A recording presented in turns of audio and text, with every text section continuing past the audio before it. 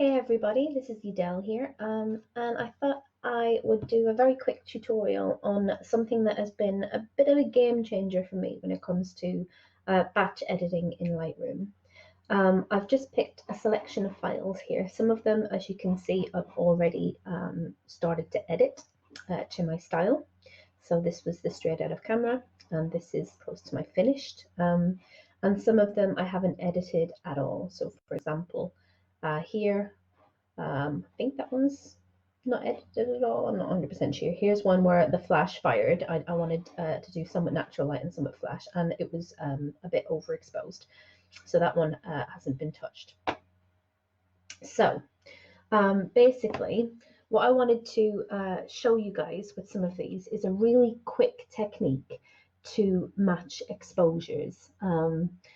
You may find, for example, especially if you do exposure bracketing, you'll end up with lots of photos in Lightroom with various exposures. Some will be underexposed, some will be a bit brighter, some will be overexposed. And you want to find that sort of base exposure and then kind of sync everything else to it.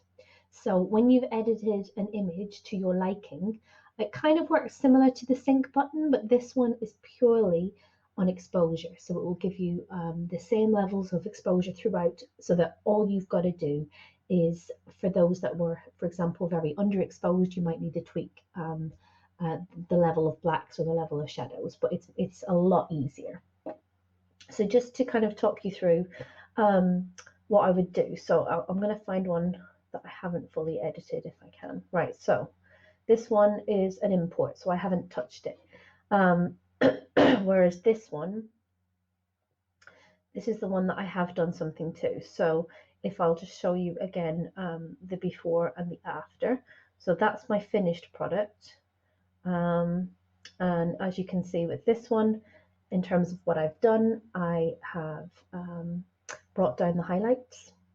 I then brought down the temperature.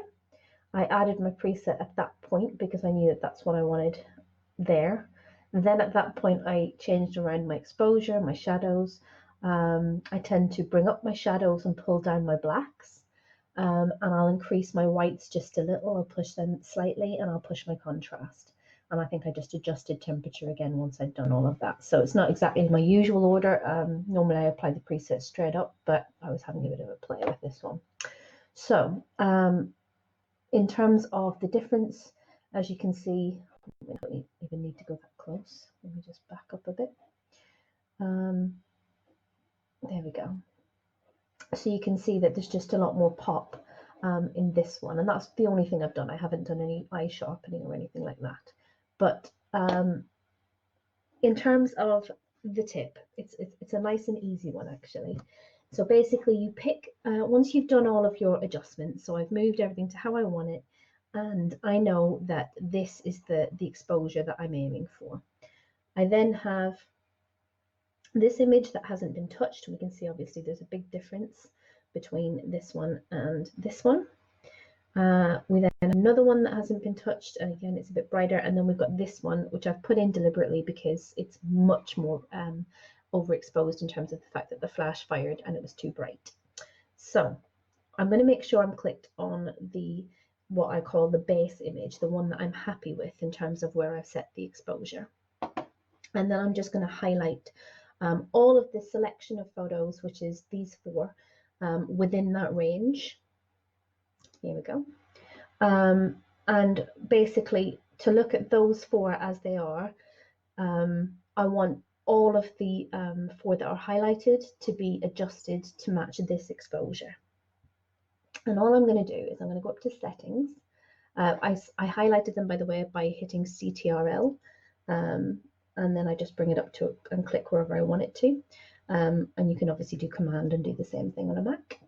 And under settings, I'm going to go to where it says match total exposures, something that gets overlooked quite often. And if you just, let me just see if I can make my timeline a little bit bigger. I don't tend to adjust these, so I don't know how easy it is. Hang on. Oh, there we go. I'll make it a bit easier. Right, so I'll just reselect those again. Actually, with that one, I think I just hit Shift. So I think it could be Shift you're going to hit. All right, so settings, match total exposures. Keep an eye on these three because this one isn't going to change. There we go. Do you notice these two got darker straight away? This one has actually darkened, but because it was already set to flash, it's not going to darken to the same degree. Now, as a result, what you end up with is an exposure. If I just click through these now, you'll see an exposure that is similar in the three that were taken under similar conditions. Obviously, there's still a bit of adjusting to do because there's been nothing else done in terms of settings other than the exposure. So it hasn't applied a preset, it hasn't applied any of the other temperature controls or anything else. And even with this one, it has made a difference. If I just, you can see that this is heavily highlighted.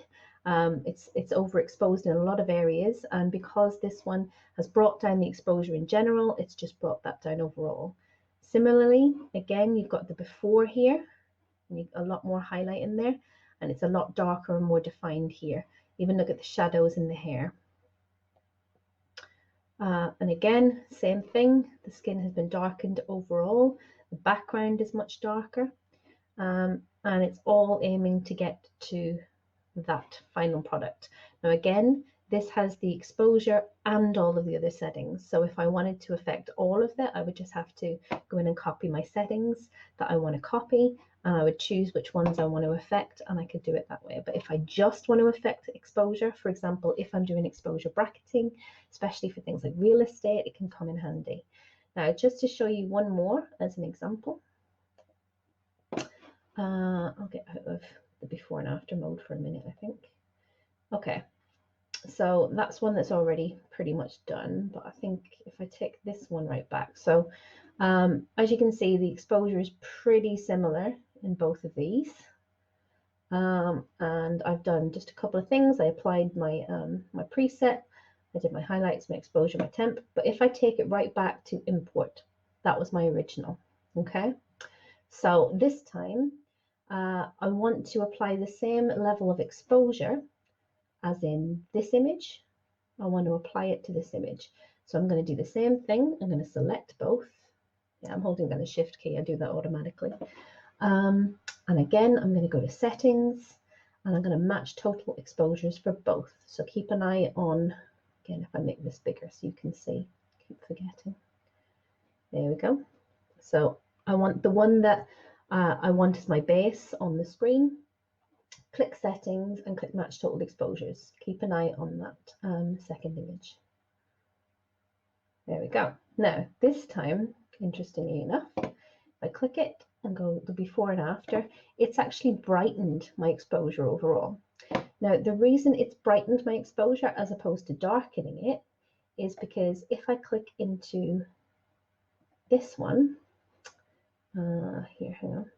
So this is the image that it's taken the base from. And if I look through my history, part of my golden warmth band and light preset, if I applied that here, for example, there we go, it actually pushes my exposure up by 0.5. And that's why it's pushed the exposure up by that one by 0.5 as well. So it's just little things like that you've got to keep an eye on. But basically, if you want to just get your exposure the same, then this is the way to do it in the easiest way that you could possibly do. Just select what you need, make sure you're clicked on your base image and go to settings, match total exposures. And that's pretty much it. Any questions, just tag me in the group. But hopefully this has made one more step a little bit faster for you in Lightroom. Take care. Bye.